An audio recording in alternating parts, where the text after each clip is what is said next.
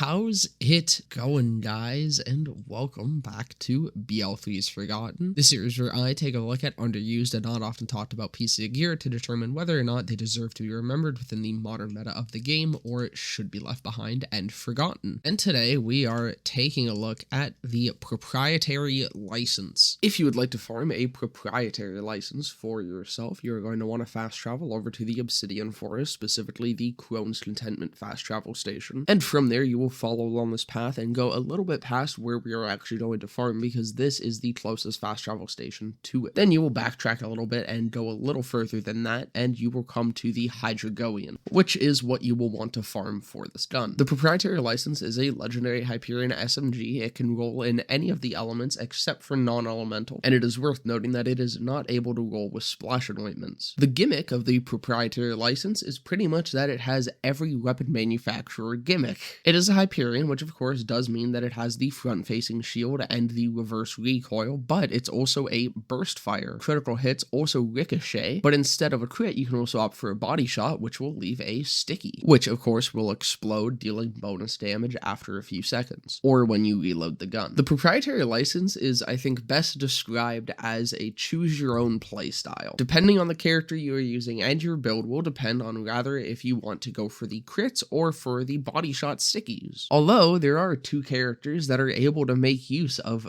both incredibly well, and that would be Zane and Amara, which I think are by a far and away the best users of this gun. Unless you get a really good roll, the Proprietary license is generally on the lower side of damage, but even with a really good roll, I couldn't really get this to function well enough on Flak or Moze to recommend it on them. Flak would have these brief bursts where it felt like it would be kind of good, but that was generally only against like trash mobs, and anything badass and above kind of slowed down a hell of a lot. I'm sure you could probably use a stack bot and Gorillas in the Mist and get a shit ton of performance out of this, but that kind of goes for any gun. And the problems with the Proprietary license on Moze kind of just boil down to her survivability issues and just how much that this gun really showcases them. She doesn't make use of the crits that well. Of course, her preferred playstyle with it would be the body shot stickies, but those stickies can take a bit to actually pop, and you're just gonna end up going down before they pop 9 times out of 10. It is incredibly hard to survive long enough on Moze for her to get these huge bursts of damage from it. It's just not worth the effort. But now we'll talk about Zane and Amara, who both make such good use of both sides of this gun incredibly well. Zane has the best synergies with it between all of his crit damage, his incredible damage formula as a whole, and all that, of course, plus Eraser. Really just, it's a beast. It's an absolute beast on this man. You shoot into a crowd and they're gone. They disappear. They fucking evaporate. He also makes it way less punishing to have a low roll, because he just makes really good use of the special effects of this gun rather than the gun's damage itself. He's boosting the shit out of that anyways. Of course, a higher damage roll is going to be better always, but if you do only have a low damage roll, Zane is the one you want to use it on. And for Amara, she gets splash damage, elemental damage, and crit damage. She's able to absolutely abuse everything that the Proprietary license provides her. Along with that, she has Ties That Bind. Ties That Bind plus any gun that already ricochets or has splash damage is insane. Amara also has Indiscriminate, meaning that she can use the body shot stickies and still ricochet to other enemies for more stickies and more chaining damage through Ties That Bind. So while it can work on Moze and Flak, specifically Moze better than Flak, but it's not really worth it on either of them. I mean, if you like this gun and those are your mains, it's not bad enough that you can't build around it and you can't function with it. But if you're looking for this thing to actually be a powerhouse, Zane and Amara are really able to shine with it. Well, that's about do it for me. I hope you guys enjoyed. As always, please like, comment, subscribe, all that. Maybe while you're down there, check out the link in the description, follow my Twitch, and I will see you guys in the next one.